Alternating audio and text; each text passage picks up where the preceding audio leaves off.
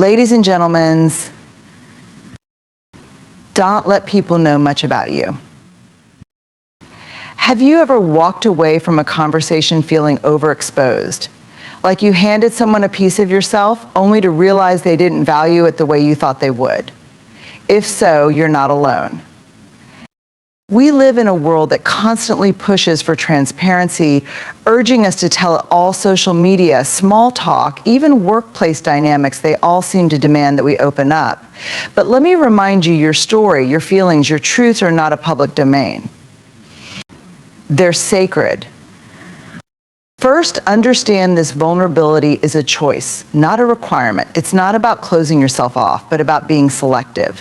When you share, you create connections, but those connections must be worth your investment. Not everyone is a safe harbor for your vulnerabilities. Vulnerability is one of the most misunderstood concepts in personal growth and connection. It's often portrayed as the ultimate measure of authenticity, the golden key to meaningful relationships. And while vulnerability is undeniably powerful, let's be clear, it's a choice, not a requirement. Too often, we feel pressured to share our deepest thoughts and feelings, believing that transparency equates to trustworthiness or emotional strength. But vulnerability isn't about exposing your soul to anyone and everyone. It's about deciding with care and intention who gets to see the most tender parts of you. Think of vulnerability like opening a window to your inner world. You wouldn't leave that window wide open during a storm, would you? You assess the conditions, you consider the risks, you determine whether the moment and the person is safe. Vulnerability requires discernment. Not everyone is worthy of the privilege to hear your story.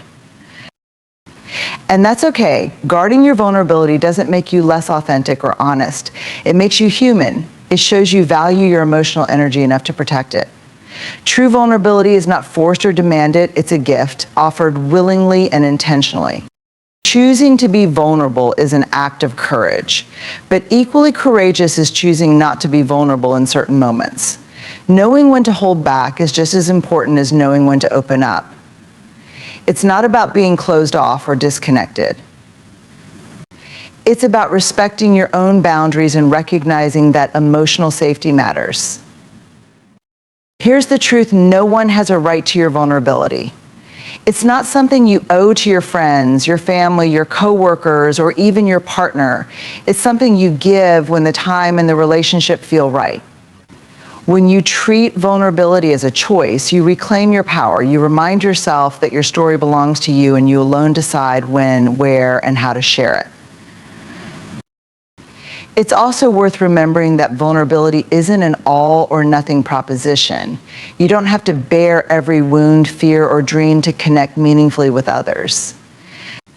Sometimes small acts of openness, a kind word, an honest answer, or sharing a little piece of your truth can be just as impactful as a grand reveal.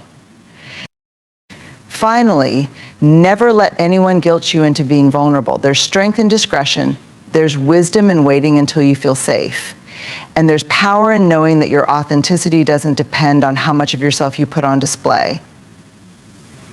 Vulnerability is a choice. Make it wisely and always on your terms. Sharing parts of ourselves, our dreams, fears, struggles, and joys can be one of the most profound ways to connect with others. But it's important to remember that not every listener is a safe space. In a world where we're often encouraged to be vulnerable or put ourselves out there, we can forget that not everyone we encounter will honor our openness with kindness, respect, or care. Imagine this: you're carrying a fragile, beautiful vase. That vase represents your emotions, your experiences, and the unique pieces of who you are.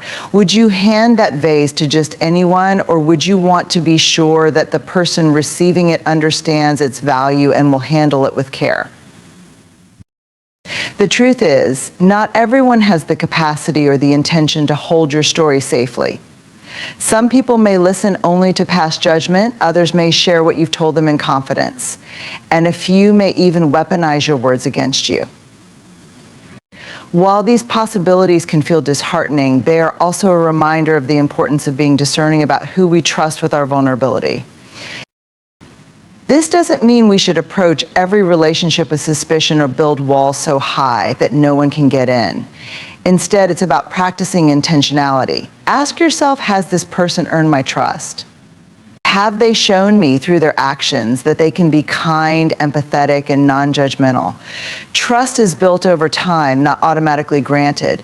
It's a slow process that requires observation, patience, and careful consideration. Sometimes we confuse curiosity for care. A person may seem eager to know more about us, but their interest doesn't always come from a genuine place. Pay attention to how people respond to your smaller acts of vulnerability. Do they show compassion and respect, or do they dismiss, belittle, or gossip? How someone handles your lighter truths can give you insight into how they might treat your deeper ones. It's also essential to recognize that not everyone is equipped to hold space for your struggles. Even well-meaning people may lack the emotional maturity or experience to respond in a supportive way. That doesn't make them bad people, it simply means they're not the right audience for your vulnerability. Protecting yourself doesn't make you cold or guarded, it makes you wise. Setting boundaries around who you share your life with is an act of self-respect. It's acknowledging that your story is valuable and not everyone is entitled to hear it. And remember, safe listeners don't always look the way you expect. Sometimes a person who seems distant or reserved may turn out to be a deeply empathetic and trustworthy confidant. Conversely, someone who seems warm and approachable on the surface might lack the integrity to truly hold your trust. This is why discernment, not appearance or charisma, is your best guide. When you find those rare, safe spaces in people, cherish them. Safe listeners are those who listen without interrupting, empathize without inserting themselves, and respect your boundaries without question. These are the people who make you feel seen, heard, and valued not just for what you share, but for who you are. In the end, your vulnerability is precious, and so is your energy. Not everyone deserves access to the deeper parts of you. Choose your listeners wisely, and you'll find that sharing your story becomes an act of empowerment rather than a risk. Boundaries are often misunderstood as barriers, walls that separate us from others and keep us isolated. But in reality, boundaries are the foundation of healthy relationships. They help us define who we are, what we need, and how we wish to interact with the world.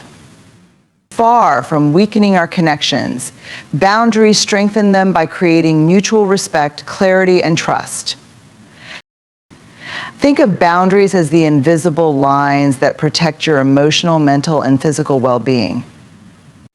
They communicate what you're comfortable with and what you're not, allowing you to show up authentically in your relationships. Without them, connections can become unbalanced, draining, or even toxic. Boundaries aren't selfish, they're essential. They ensure that we engage with others from a place of strength and self-respect, rather than obligation or resentment. Why do boundaries matter so much in building stronger connections? Because they teach others how to treat us. When we articulate our needs and limits, we give people a roadmap for how to interact with us in a way that feels safe and supportive. This clarity fosters respect. Without clear boundaries, misunderstandings and hurt feelings are more likely to arise.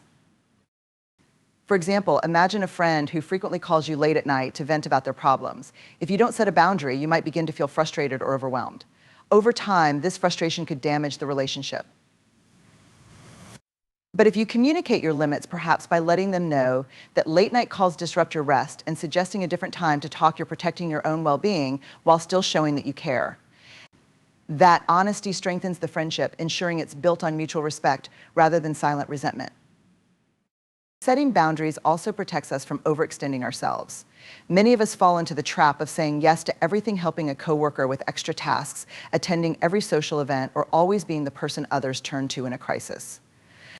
While generosity and support are important, constantly neglecting our own needs to prioritize others can lead to burnout and bitterness. Boundaries allow us to give freely, but within limits that feel sustainable. When we take care of ourselves, we're better equipped to show up for others in meaningful ways.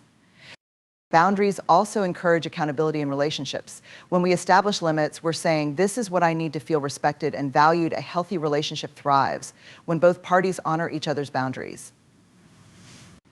It becomes a partnership based on mutual understanding rather than one-sided expectations. Sometimes people fear that setting boundaries will push others away or make them seem unkind. But the truth is, boundaries reveal the strength of a relationship. Safe and supportive people will respect your limits. They'll appreciate your honesty and value your well-being. Those who react negatively, who guilt you, dismiss your needs, or demand constant access to your time and energy may not be the healthiest connections to maintain. It's also worth noting that boundaries go both ways. Just as you set boundaries to protect yourself, you should honor the boundaries of others. This mutual respect creates an environment where both parties feel seen and valued, paving the way for deeper and more authentic connections. In practice, boundaries can take many forms. Saying no to commitments that overwhelm you, limiting how much personal information you share with acquaintances, asking for alone time when you feel drained, communicating how you prefer to receive feedback or criticism. The process of setting boundaries can feel uncomfortable at first, especially if you're used to prioritizing others' needs over your own. But the discomfort is temporary and the rewards are lasting. Over time, you'll notice that your relationships become more balanced and fulfilling. You'll feel less resentment and more appreciation for the people in your life. Ultimately, boundaries are acts of love for yourself and for the people you care about. They ensure that your connections are rooted in respect, trust, and authenticity. By honoring your own needs and creating space for others to honor theirs, you lay the groundwork for relationships that truly thrive. Boundaries aren't walls that separate us, they're bridges that help us connect in healthier, more meaningful ways. Your story is one of the most precious things you possess. It's not just a collection of events, emotions, or experiences, it's a reflection of who you are, shaped by the moments that have defined you and the lessons that have transformed you. It carries your struggles, your triumphs, and the quiet resilience that has brought you to this moment. And because it's so deeply personal, your story deserves to be treated with care, respect, and reverence. In a world that encourages oversharing and rewards constant self-disclosure, it's easy to feel pressured to put every part of yourself on display. Social media and modern culture often make it seem like the more you reveal, the more authentic you are. But authenticity isn't about broadcasting every detail of your life. It's about living in alignment with your values and being true to yourself, even if that means choosing to keep parts of your story private. When you view your story as sacred, you begin to see it as something that doesn't need to be shared with just anyone or in every situation. Some chapters of your life are meant to be kept close to your heart, protected from the opinions, judgments, or misunderstandings of others. It's not about secrecy or shame, it's about recognizing that not everyone has earned the right to hear your most personal truths. There is power in selective sharing. When you choose when and how to tell your story, you reclaim control over your narrative. You decide which parts of yourself to reveal and which to keep within your inner circle. This discernment is not a sign of fear or inauthenticity, it's a sign of wisdom. You understand that your experiences are valuable and that they shouldn't be handed over lightly to those who may not appreciate or respect them. Your story is also a source of strength. It holds the lessons you've learned, the growth you've undergone, and the resilience you've developed. But sharing it too freely can leave you feeling vulnerable in ways that aren't always empowering. It's important to consider who you're sharing with and why. Does this person truly understand what you've been through? Can they hold space for your emotions without diminishing or invalidating them? Do they have the capacity to treat your story with the care it deserves? There's also a deeply personal process involved in deciding when you're ready to share certain parts of your story. Some experiences need time to settle within you before you can even begin to articulate them. Healing is often nonlinear, and some wounds may never feel fully closed. Rushing to share those tender parts of yourself before you're ready can be emotionally taxing and may even set back your progress. It's worth remembering that sharing your story doesn't always mean telling it in its entirety. You don't owe anyone the full picture, and it's okay to withhold details that feel too raw or too private. There is beauty in keeping certain aspects of your life sacred and honoring the depth and complexity of your experiences without feeling the need to lay them bare for others. When you treat your story as sacred, you're also more likely to recognize the sacredness of other stories. You understand the courage it takes to share deeply, and you approach those who open up to you with empathy, respect, and care. This mutual understanding creates a space where connections are rooted in authenticity and trust rather than curiosity or obligation. Every part of your story, no matter how joyful, painful, or complicated, has played a role in shaping you. It deserves to be handled with the utmost care, both by yourself and by those you choose to share it with. In a world that often pressures us to overshare, it's essential to remember that your vulnerability, your boundaries, and your story are deeply personal and uniquely yours. Vulnerability is not an obligation, but a choice one that should be made with discernment. Not everyone is a safe space for your truths, and recognizing this helps protect your emotional well-being. Setting clear boundaries isn't about shutting people out, it's about fostering healthier, more respectful relationships. Your story, shaped by your experiences, is sacred.